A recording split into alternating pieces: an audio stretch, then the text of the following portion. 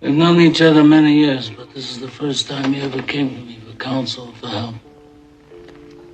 I can't remember the last time that you invited me to your house for a cup of coffee.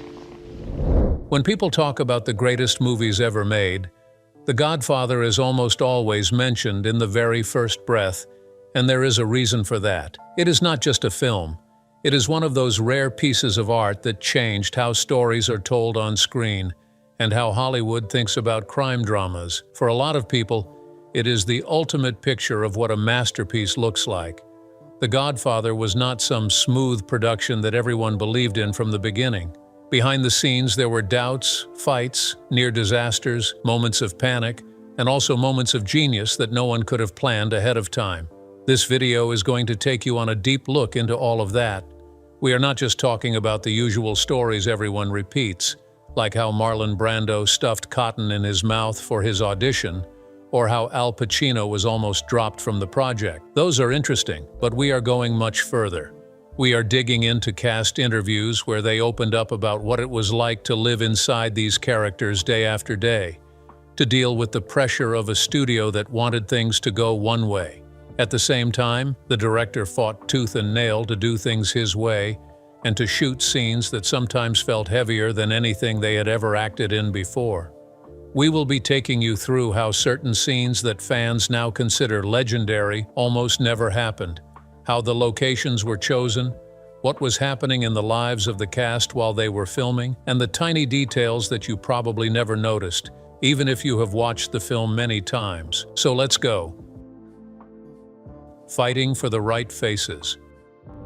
By the time Francis Ford Coppola first came on board to direct The Godfather, he was not yet a powerful or legendary filmmaker. He was just a passionate young director who believed with all his heart that this story had to feel real and lived in. The first battle he had to fight was not about cameras or scripts, but about the people who would carry the weight of this epic story. The studio wanted safe choices, big names who could guarantee money at the box office, but Coppola saw something different. Instead of the studio's choice, he wanted unknown actors who looked like they could truly come from this world, actors who could disappear into the story and make audiences believe these were real people and not Hollywood stars. The hardest fight of all was over Michael Corleone. Coppola had found this quiet, brooding actor from New York named Al Pacino. At that time, Pacino was barely known outside of theater circles and did not look like the typical leading man studios were used to.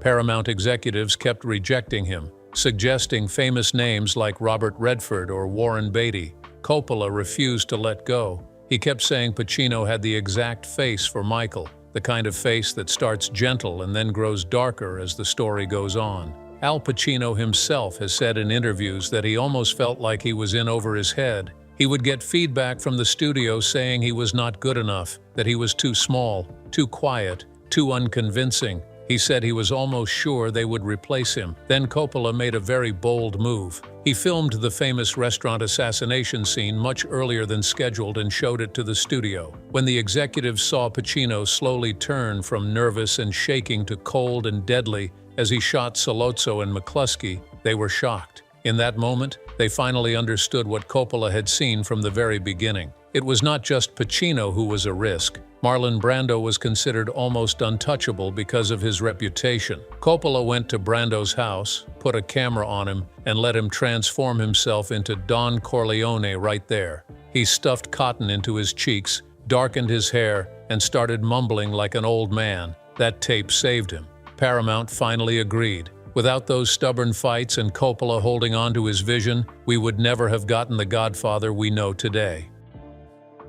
Now, the chaos.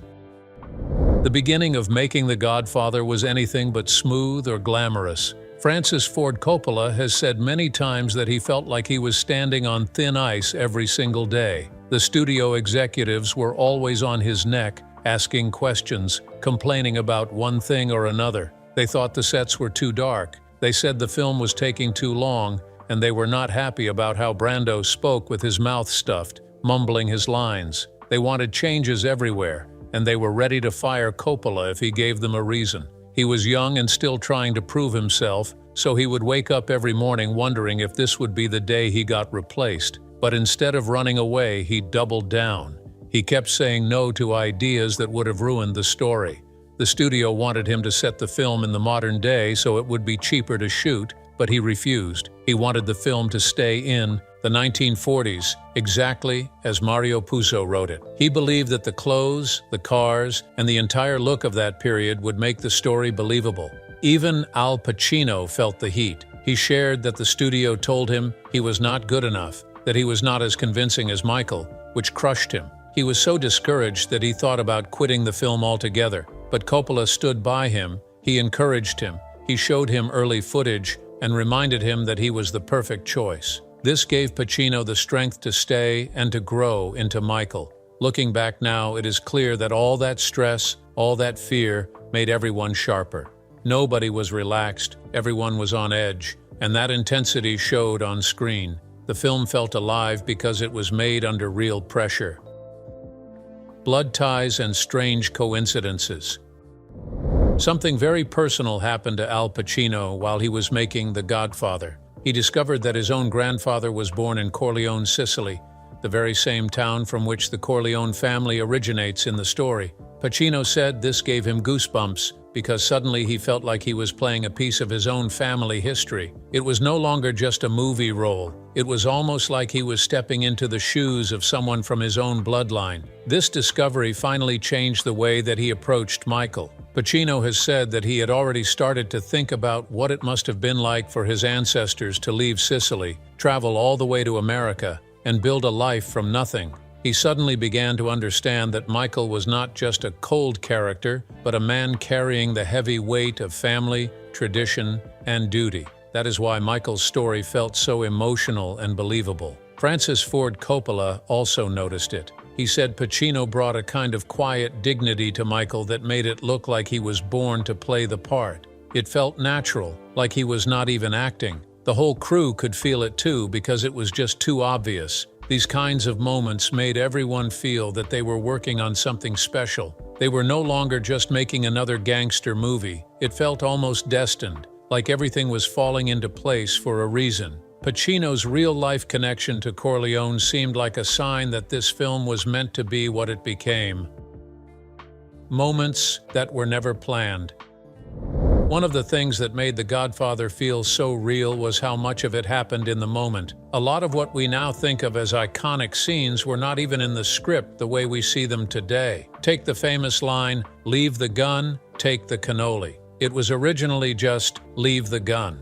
The actor Richard Castellano, who played Clemenza, threw in the line about the cannoli as a joke because he thought it would make the character feel like a real guy who still cared about dessert, even after a murder. Coppola loved it and kept it in the film. James Caan, who played Sonny, was another actor who brought his own ideas to the role. In the scene where he bit Carlo in the street for abusing Connie, Caan went all out. He grabbed anything he could find, including a trash can lid and even a broomstick, to make it look like a real street fight. He hit Carlo so hard that the actor actually got bruises. That energy was not staged perfectly. It was raw and messy, and it made the scene unforgettable. Even the wedding scene, which opens the film, was filled with unscripted moments. Coppola encouraged the extras to eat, drink, dance, and behave like they were really at an Italian wedding. He let the cameras roll and captured the chaos of kids running around, people laughing too loudly, and relatives arguing in the background. That was why it felt so alive.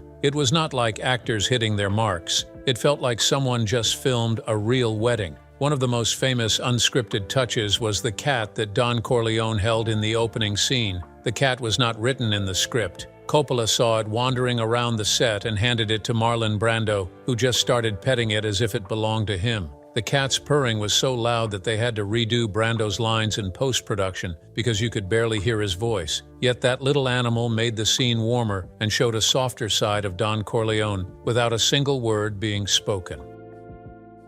How darkness told the story. The Godfather is one of the most beautiful movies ever made, but at the time, people thought it was too dark. Gordon Willis, the cinematographer, was nicknamed the Prince of Darkness because of how much shadow he used. Paramount complained that they could barely see the actors' faces in some scenes, especially the ones in Don Corleone's office. They wanted brighter lights because they thought the audience would be frustrated. But Coppola and Willis stood their ground. They said the darkness was the point. The story was about secrecy, power, and hidden worlds, and the light needed to feel like the shadows were swallowing it. That decision changed how movies looked forever. Most films back then were shot with even lighting so you could see every corner of the set. The Godfather did the opposite. Faces were often half covered in shadow so you could not read what the character was really thinking. It made Michael look more dangerous as he transformed into the new Don. Coppola has admitted that he was figuring it all out as he went along. He said he did not fully know how to make the film. He was learning on the job and taking risks every single day. He was not sure if the studio would even let him finish, but that fear gave the movie its soul. You can feel the danger and risk in every frame, almost like the film itself is hiding something from you. This visual style turned The Godfather into more than just a gangster movie. It made it look like a painting, slow and rich and full of tension. Viewers lean in because they are not given everything at once. They have to search the faces in the shadows and pay attention, and that is exactly what Coppola wanted. The price, everyone paid to make it real. It is easy to forget that The Godfather was not a sure thing when it was being made. In fact, the people working on it were under constant pressure, and most of them were terrified that the studio would fire them or shut the movie down completely. Francis Ford Coppola was still a young filmmaker and Paramount did not fully trust him. They tried to replace him more than once during filming, and he had to fight just to keep Marlon Brando and Al Pacino in the cast. At one point, he was so sure he was going to be fired that he told his team to be ready to pack up and leave the set. That pressure trickled down to everyone. The actors knew they were working on something big, but they did not know if it would ever be seen. The toll it took was emotional too. Filming some of the more violent moments was not easy on the actors. Talia Shire, who played Connie, had to shoot her breakdown scenes over and over until she had no voice left from screaming. Al Pacino twisted his ankle during a chase scene and kept shooting while limping in pain. Even Brando felt the weight of it. He played Don Corleone like a man carrying the entire world on his shoulders, and you can feel that sadness in his performance. There was also the fact that they were filming in neighborhoods where the real mafia had power. Coppola had to get permission from real mobsters just to shoot certain scenes in New York. Some of them even showed up on set to watch. Instead of shutting them out, Coppola let them stay. They were fascinated by how the movie was being made, and even gave small notes about how to make it more realistic. That connection to real life made the film even more authentic, but it also added a quiet tension. Everyone knew that if they got something wrong, they could upset the wrong people. By the end, everyone was exhausted but proud. When they saw the finished film for the first time, some of the cast cried because they could not believe all the risk and fear had turned into something so powerful. It was no longer just a movie to them. It was proof that they had fought for something that mattered.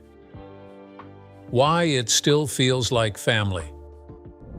The reason The Godfather still works today is that it is not just about gangsters. It is about family, loyalty, what you are willing to do for the people you love, and how that love can pull you into darkness. Coppola always said it was not a crime story, but a family story that just happened to involve criminals. That is why so many people who have never even seen another gangster film love this one. They see themselves in it. The wedding scene at the start was made to feel like you are part of the Corleone family. Coppola filled it with inside jokes, personal touches, and even his own relatives as extras. The food was real, the music was real, and the laughter was real. You can almost smell the pasta cooking when you watch it. What made it hit even harder was the way Michael slowly changed. At the start, he was the good son, the one who was supposed to stay out of the business. He was a war hero. He had a girlfriend outside the family, and he told her that he will never be like them. But one by one, things happen that pull him in.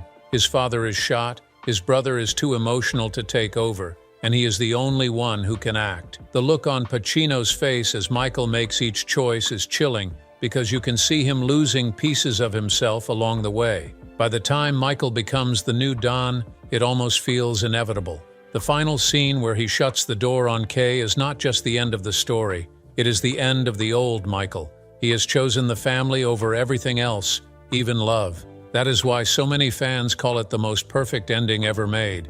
It hurts, but it also feels right. It it also feels. Even today, people watch it with their own families and argue about what they would have done in Michael's place. Would they have taken revenge? Would they have protected the family even if it meant becoming the thing they once hated? That is what makes the film timeless. It is not about the mafia, it is about human nature and the choices that shape who we become. The scene that almost never happened. One of the most powerful scenes in The Godfather is the one where Don Vito Corleone plays with his grandson in the garden just before he dies. That quiet moment with the orange peel in his mouth, chasing the little boy around, is now one of the most loved and most quoted moments in the film. However, many people are unaware that this scene was not even in the original script. Coppola came up with it almost at the last minute because he wanted to show Don Corleone as a man, not just a mafia boss. Marlon Brando loved the idea because he always felt that Don was more than just a violent man. He believed the audience needed to see his softer side, the side that cared deeply about his family, the side that was tired of blood and business. So they set up the small garden scene and just let Brando play. There was no big crew, no loud instructions, just a quiet day on set where Brando acted like a real grandfather. The little boy was not even an actor. He was just told to run around and have fun, and Brando followed his lead. That is why the moment feels so natural. You can feel the warmth in Brando's face as he plays with the child, and when he suddenly collapses, it hits even harder. The crew who were there said it was so emotional to watch that some of them forgot to keep rolling because they were too caught up in the moment. Coppola later said this was one of his proudest decisions in the entire film, because it reminded the audience that Don Corleone was a man who loved and was loved. It made his death peaceful rather than brutal, and that contrast is what made the ending so powerful. Without that one little change, the film would have felt much colder. Secrets behind the Sicilian scenes. When Michael goes into hiding after the restaurant shooting, the story moves to Sicily, and those scenes look so real that people thought they were watching actual life in a Sicilian village. But shooting those scenes was a massive challenge. Coppola insisted that they film in real Sicilian towns, far away from the comfort of the Hollywood studios. The cast and crew had to travel on bumpy roads, stay in small houses, and live like locals for weeks. The heat was intense, the food was different, and most of the extras did not even speak English. But that was exactly what Coppola wanted. He wanted Al Pacino to feel what Michael was feeling, isolated, far from home, surrounded by a world that was beautiful but also strange. Pacino has said in interviews that those days in Sicily helped him understand Michael's loneliness on a deeper level. It was quiet, there were no big city distractions, and that allowed him to really live in Michael's head. One of the most difficult scenes to shoot was Apollonia's wedding. Coppola wanted it to feel like a real village wedding, so he filled it with real villagers, real food, real music, and let the camera just move around as if it were another guest at the wedding. He even made sure they shot it under the hot sun so the sweat and heat you see on everyone's face would be real. The crew said that the car explosion was very hard to film because they had spent so much time with Apollonia's character that it felt like losing someone they knew. Coppola shot Pacino's reaction over and over until it was so raw that the entire crew went silent. Pacino has said that the scene was one of the most painful of his entire career because Michael finally lets himself be happy, and then it is ripped away from him in 1 second. Those Sicilian scenes turned out to be the heart of the film. They slow everything down and let us see Michael's transformation with our own eyes. By the time he returns to America, he is no longer the young man we met at the wedding. He has seen death, he has lost love, and he has decided that there is no way back to the life he had before. How the studio war almost killed. The film The Godfather almost never saw the light of day, and that is something most fans are unaware of when they watch it now. Back then, this was not considered a sure hit. In fact, Paramount was nervous about the whole thing. They wanted something fast, cheap, and flashy, a quick gangster flick that would make money and be forgotten. Francis Ford Coppola had the opposite vision. He wanted a slow burn, a dark, dramatic, emotional story set in the 1940s that felt like a piece of American history. The fights were relentless. Every time Coppola sent them early footage, they would complain that it was too dark, that the actors were mumbling too much, that there was not enough action to keep people interested. They told him to speed it up, to cut it down, to shoot it in modern day, so they would not have to pay for period costumes and cars. Coppola would nod politely, but then go back to doing it his way, knowing deep down that if he gave in, the story would lose its soul. The tension became so bad that Paramount sent another director to spy on Coppola and report back. He found out,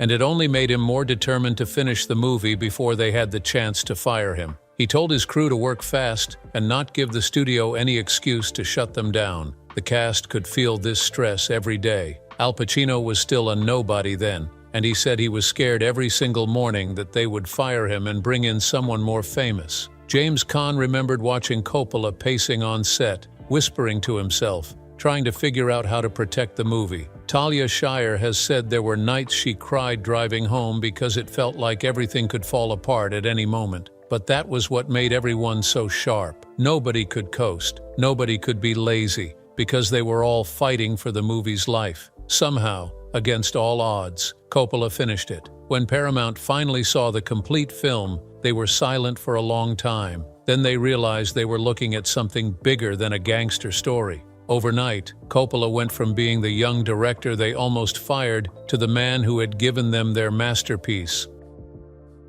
Friendships that lasted a lifetime. What makes The Godfather so special is that it did not just create stars, it created a family that stayed connected for the rest of their lives. The set was so intense and so personal that it brought everyone closer in a way that few films ever do. Al Pacino, James Caan, and Robert Duvall became inseparable during filming. They would stay late on set, eat together, joke together, and even argue like real brothers. Coppola encouraged this because he wanted the family bond on screen to feel real. By the time the cameras rolled, they were no longer just actors playing parts. They had become the Corleones. Even Marlon Brando, who had a reputation for being difficult, softened on this set. He treated the younger cast members like his own kids, giving them quiet advice and pulling them aside when he felt they needed encouragement. Sometimes they would all just sit with him, not even talking, and those moments made them feel like they really were part of the family they were portraying. And this bond lasted long after filming ended. They stayed friends, they went to each other's events, and they showed up for each other when life got hard. When James Caan passed away in 2022, Al Pacino said, "It felt like losing a brother." Talia Shire even said that whenever they all reunited for interviews or anniversaries, it was like stepping back into the family kitchen and picking up right where they left off. That is the exact reason why the film feels so alive even today. Because when you watch it, you are not just seeing actors reading lines. You are watching a real group of people who trusted each other, who grew close under pressure, who carried each other through some of the hardest days of their careers. They built something together that became bigger than all of them, and you can still feel that connection every single time you play it. The fight to get Brando and Pacino. One of the wildest things about The Godfather is that the two actors who now feel like the soul of the film were the two the studio never wanted. Paramount flat out refused to consider Marlon Brando at first because they thought he was too much trouble, too expensive, and too unpredictable. At that time, Brando's career was not in the best shape, and the studio was scared that he would be a headache. Francis Ford Coppola believed with everything in him that Brando was the only man who could play Don Vito Corleone. He begged and pushed until the studio agreed to let Brando do a screen test, but they made it hard for him. They told Coppola that Brando had to do it for free, had to put up a personal bond in case he caused problems on set, and had to agree not to gain any extra money from delays. Coppola went to Brando's house personally and told him about the role. Brando, being Brando, did not just read lines. He transformed right there in his kitchen. He put his hair back, stuffed tissues in his cheeks to make his face look heavier, and started talking in that quiet, raspy voice. Coppola later said that in that moment, Don Corleone was standing in front of him, and he almost cried from relief. He filmed it and took it back to the studio. When the executives saw it, they had no choice but to agree that Brando was perfect. The battle for Al Pacino was just as hard. Paramount wanted a big name for Michael, someone like Robert Redford or Ryan O'Neal, but Coppola refused. He wanted a young actor who felt real, someone who looked like he could be sitting across from you at a family dinner. Pacino was completely unknown at the time, and the studio hated the idea. They said he was too short, too quiet, not leading man material. Coppola fought and fought for him. He kept saying that Pacino was Michael, and nobody else could do it. Pacino has said that he was so nervous during the early days of filming that he almost quit. The turning point came when they filmed the restaurant scene where Michael kills Sollozzo, and McCluskey Coppola made sure they did it slowly, building tension with every shot. When they watched the footage back, the room went quiet. The executives finally saw what Coppola had been fighting for. At that moment, Pacino became Michael, and nobody ever questioned him again. Looking back now, it is really funny to think that the studio did not want either Brando or Pacino. Without them, the film would not be what it is. Brando gave Don Corleone his quiet sadness, his dignity, his soul. Pacino gave Michael his slow burn transformation from a good young man into a cold, calculating leader. How The Godfather changed every life involved. The Godfather was not just a hit movie, it was something that flipped the lives of everyone who touched it in ways they never saw coming. Francis Ford Coppola was hanging by a thread when he made this film. The studio did not trust him. They doubted him at every single turn, and they even talked about firing him more than once. He has said in interviews that he felt like he was one bad day away from losing the whole thing. But when the movie came out and became a phenomenon, it did more than just save his job. It made him a force in Hollywood. He went from a guy they thought was too risky to someone who could now demand the freedom to do things his way. Al Pacino was still a pretty quiet, unknown guy when he walked onto that set. The studio heads thought he was wrong for Michael Corleone. Some of them even wanted him replaced because they felt he was too soft, too reserved. However, as filming progressed, he grew into the character and began to shoulder the weight of Michael. By the end, nobody could imagine anybody else playing him. Pacino has said that The Godfather gave him a career. Without it, he might have stayed a small stage actor that most people never knew about. James Caan has talked about how playing Sonny was a wild ride. Sonny was angry, loud, and explosive, and Caan had to throw himself into that energy every day. It left him drained, but it also gave him one of the best roles of his life. People saw him differently after this. Diane Keaton said she did not even understand how big the movie was going to be while they were filming it. She thought it was just another job. But after it came out, people began to take her seriously in a way they never did before. And then there was Marlon Brando, who was already famous, but many people thought his career was done. They thought he was difficult, washed up, maybe not worth the trouble anymore. Then he gave them Don Vito Corleone, and the whole world had to shut up and pay attention again. It was as if he reminded everyone why he was considered one of the greatest actors to have ever lived. Did you enjoy this video? Kindly leave us some comments.